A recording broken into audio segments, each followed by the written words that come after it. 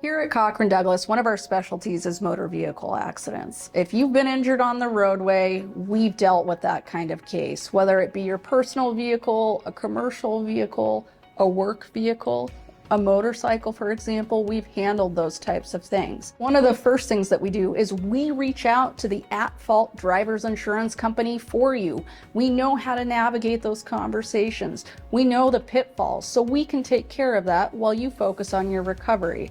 The second thing that we do is we work with your healthcare providers to obtain your medical records and to obtain your bills and to provide the at-fault insurance company with that information. So again, that you don't have to take the time to do that. And should your claim not resolve, we will work with you to determine whether or not you want to file a lawsuit. And rest assured that if that is the direction that your case is taken, that we will fight for you, that we know how to handle those lawsuits, that we resolve cases by way of trial and other forms of resolution all the time. And that if that meets your goals and that's the route that you want to take, that we are well equipped to help. When you're dealing with being involved in a car accident, there are really four main areas of insurance coverage that you should be aware of.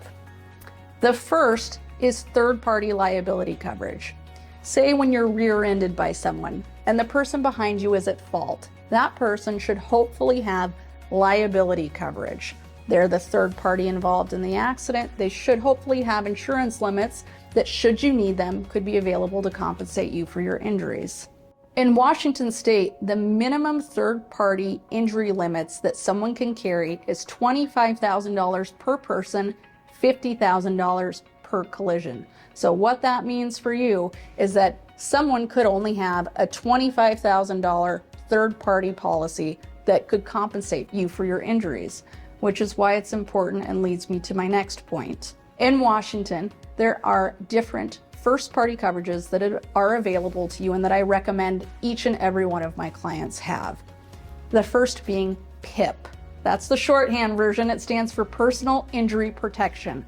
And what PIP does for you, if you're ever involved in a car accident, whether that be you are at fault or through no fault of your own, usually they will pay up to a certain value of your medical bills so that you can go seek care, your focus can be on getting better, and you don't have to worry about who's going to pay for it.